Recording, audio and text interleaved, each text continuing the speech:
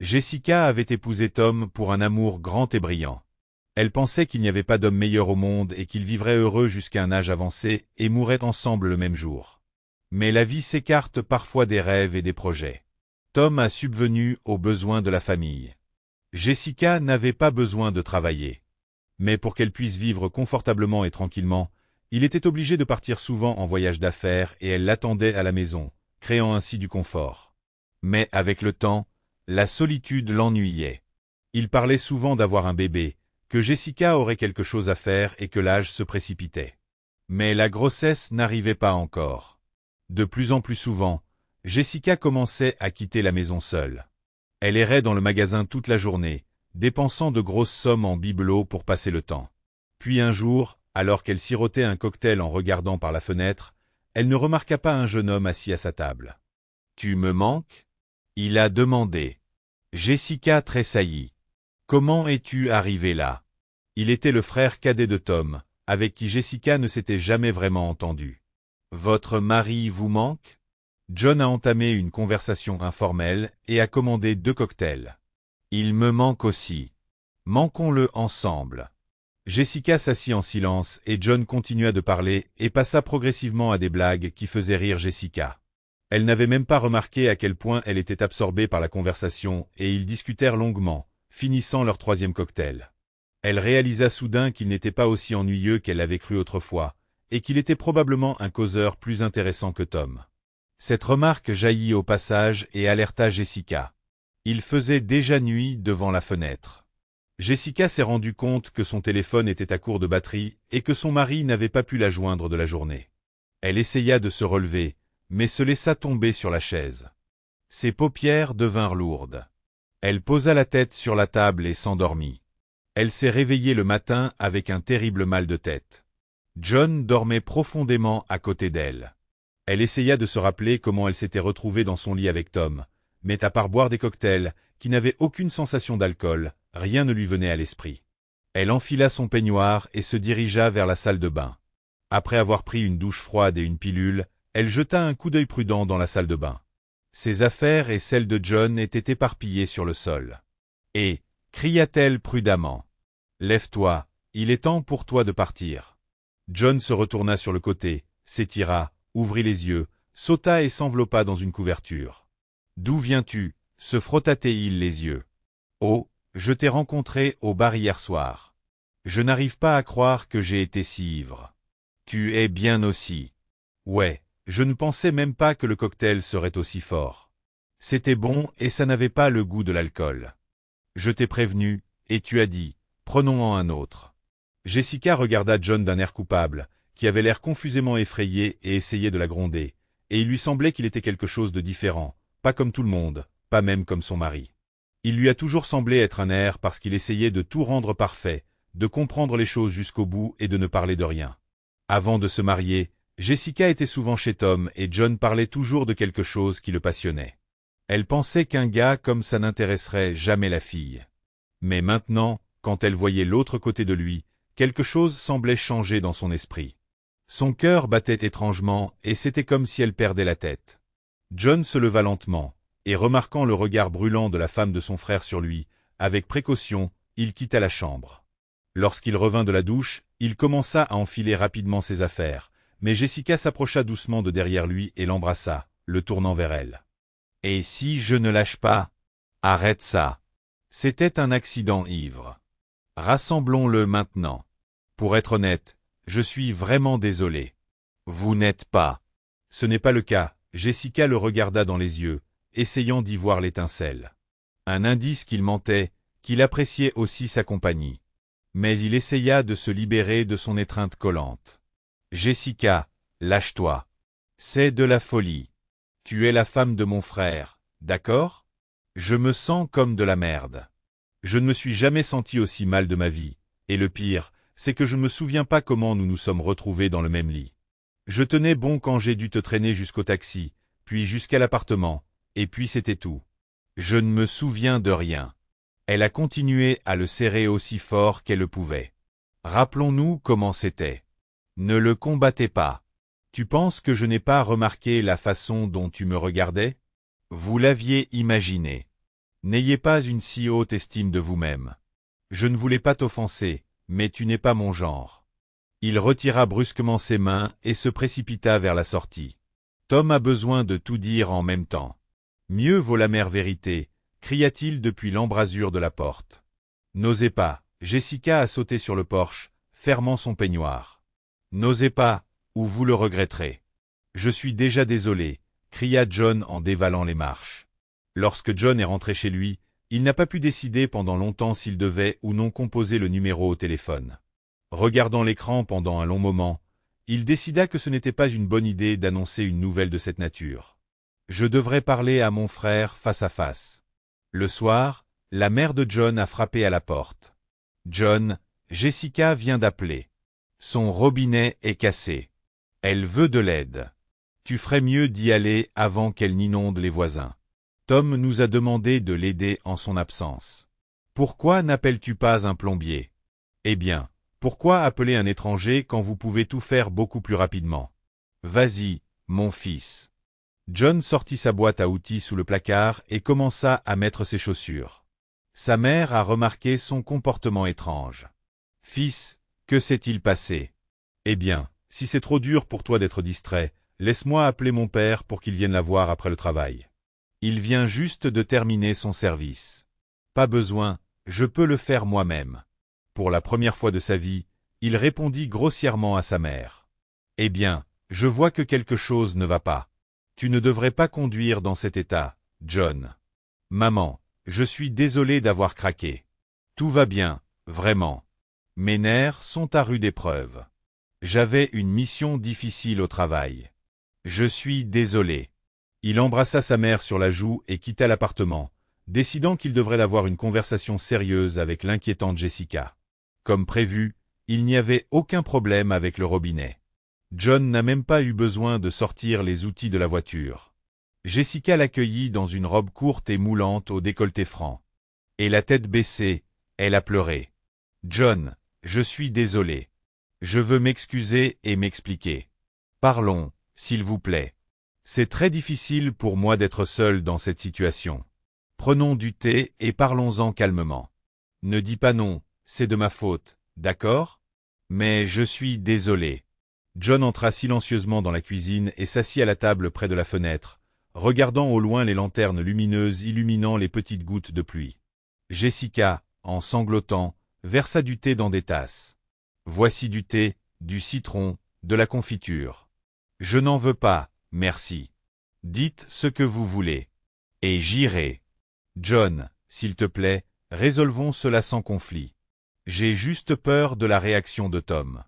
Gardons ce qui s'est passé entre nous. Je vous en supplie, s'il vous plaît, en tant qu'être humain. Vous-même ne souhaitez pas ruiner la relation fraternelle que vous avez toujours entretenue et qui a toujours été parfaite. Vous n'êtes pas d'accord? Il ramassa nerveusement un biscuit, le tint silencieusement dans sa main pendant un long moment, puis en prit une bouchée. Jessica, comme par inadvertance, fit glisser une tasse de thé vers lui. Il prit une bouchée, puis une autre bouchée, et but tout le thé. « John, je suis désolé, mais je n'ai pas pu m'en empêcher. Mon mari n'est pas rentré à la maison depuis un mois. Je suis seul entre quatre murs. Je m'ennuie. Avez-vous déjà essayé de travailler? » demanda John et sentit une étrange vibration relaxante dans son corps. Jessica se leva de sa chaise et bougea brusquement, sans lui laisser le temps de se réveiller, se plaça sur ses genoux, enroulant ses bras autour de son cou. Il ne pouvait pas s'y opposer. Dans son esprit, il savait que c'était mal, que ça ne devrait pas être comme ça, que c'était la femme de son frère. Il ne devrait pas. Mais l'élan soudain du désir a pris le dessus sur le bon sens. Il la prit dans ses bras et la porta dans la chambre. Et lorsqu'il reprit ses esprits, il réalisa que l'irréparable s'était encore produit. « Que as-tu mis dans mon thé? Je suis sûr que c'est arrivé pour une raison. »« Rien, » dit Jessica. « Tu ne pouvais tout simplement pas me résister. C'est tout. Admets-le, chérie. Tu n'as rien à perdre. Restez tranquille et tout ira bien. Resteras-tu? » John lui lança un regard furieux et partit. Quelques jours plus tard, Jessica a rappelé son mari et a demandé à John de venir réparer le fer. « Maman, je n'y vais pas », essaya d'objecter John, mais sa mère insista. Votre père a un quart de travail aujourd'hui. Il ne pourra pas y arriver, et Jessica a dit qu'il était urgent de faire le repassage. Une fois de plus, John y est allé dans l'espoir de convaincre Jessica d'arrêter ses absurdités. Après une courte conversation, John était sur le point de partir, mais la porte ne voulait pas s'ouvrir. « Oh, il va falloir attendre un bricoleur, et il fait déjà nuit, » dit Jessica. John a sorti son téléphone et a commencé à chercher en ligne des ateliers de réparation, mais personne ne répondait à leur téléphone. Un seul service a répondu au téléphone, mais ils ont promis de venir seulement le matin. Désespéré, John s'assit par terre près de la porte, enroulant ses bras autour de sa tête. Et Jessica murmura, « Va dormir dans le couloir, n'aie pas peur. »« Que as-tu fait de la serrure ? » ?»« Je ne le dirai pas. Tu ne voulais pas y aller, mais tu ne trouvais pas de raison de rester, et je t'ai aidé. Allons-y. » John entra dans le couloir et s'allongea sur le canapé sans se déshabiller. Et le matin, ils se réveillèrent à nouveau ensemble dans la chambre. Incapable de lutter plus longtemps contre la situation, John composa le numéro de son frère, et sans aucun préambule, l'informa qu'il avait eu des relations intimes avec sa femme. Jessica s'en est prise à John avec frénésie. « Comment peux-tu ? Tu étais fou, pourquoi ferais-tu ça ? Je t'ai dit de ne pas faire ça. J'aurais parlé à Tom moi-même. » Elle a couru vers la porte, a habilement ouvert la serrure cassée et a littéralement poussé John hors de l'appartement. Et en claquant la porte derrière lui, elle fondit en larmes, réalisant que la vie était brisée et qu'il n'y avait rien à réparer. Elle avait peur de perdre Tom, et elle ne voulait pas laisser John partir. Cette étrange sensation l'empêchait de dormir. Son cœur battait plus vite que d'habitude. Elle ne pouvait pas comprendre ce qui se passait, et après être restée allongée sur le lit dans l'oubli pendant un moment, elle a soudainement repris ses esprits et a réalisé qu'il s'agissait d'une attirance passagère. Elle avait succombé à la tentation du désir, de la solitude et de la tristesse, et son amour pour Tom n'était allé nulle part. Elle était blessée, honteuse et amère de sa propre impuissance, de la passion honteuse qui avait ruiné toute sa vie. John est rentré chez lui et a très vite emballé ses affaires, et sans rien expliquer, il a quitté la maison. Il décide de partir en expédition, où on lui propose depuis longtemps d'aller travailler. Sa mère ne lui demanda rien, se contentant de secouer tristement la tête. Tout était clair, sans mots. Jessica a vite découvert qu'elle était enceinte du bébé de John. Cela a rendu la situation encore pire. Lorsque son mari est arrivé, elle avait fait ses valises, même si elle n'avait nulle part où aller. Tom, étonnamment, n'a pas fait de scène ni provoqué de confrontation. Il entra silencieusement dans l'appartement, s'assit sur le canapé et entama une conversation difficile. « Je suis prête à te pardonner, parce que je t'aime, parce que je ne peux pas vivre sans toi. Mais si tu n'es plus amoureux de moi et si ce que tu as fait était sérieux et délibéré, alors je ne te retiendrai pas. » Jessica fondit en larmes et, en sanglotant, essaya de répondre, ce qui était très difficile pour elle. « Mon action était imprudente. La passion et le désir ridicule ont obscurci mon esprit, mais je t'aime toujours, aussi étrange que cela puisse paraître. Je t'aime, mais je ne peux pas accepter le pardon. Je n'en suis pas digne, et en plus, je suis enceinte de ton frère. » Tom se saisit la tête, serrant ses tempes avec ses mains. Jessica se leva, ramassa sa valise et se dirigea lentement vers la sortie. Mais il l'a attrapée par le bras. « N'y allez pas. Je ne peux pas vivre sans toi. Quant au bébé, je ne pourrais pas vous le dire, mais on m'a diagnostiqué une infertilité. C'est de ma faute si nous n'avons pas d'enfant. Je ne savais pas comment te le dire. J'avais peur que tu partes et que tu n'acceptes pas la nouvelle. Qu'il y ait un bébé. » Jessica se jeta dans ses bras. « Je suis désolé, je suis désolé. Je suis coupable devant toi, mais même si nous n'avions pas d'enfant, je t'aime toujours. » 5 mois se sont écoulés. La relation entre Tom et Jessica revenait lentement à la normale. Tom avait changé de travail et n'avait plus besoin de partir en voyage d'affaires. Un jour, Jessica s'est sentie malade et s'est rendue à la clinique et a appris que le fœtus en elle ne se développait pas. Jessica a subi une intervention chirurgicale et s'est repliée sur elle-même. Elle s'habituait à l'idée que bientôt il y aurait un bébé qui courait dans la maison. Tom, lui aussi, s'est convaincu qu'il pouvait aimer ce bébé et que leur chance d'être parents s'est effondrée en un instant. 3 mois se sont écoulés. Pour distraire sa femme de ses pensées sombres et se distraire, Tom a acheté un voyage dans un sanatorium et ils sont partis en vacances. La mer, le soleil et les environs isolés ont aidé. Ils ont pu profiter de ce moment, en laissant tout derrière eux.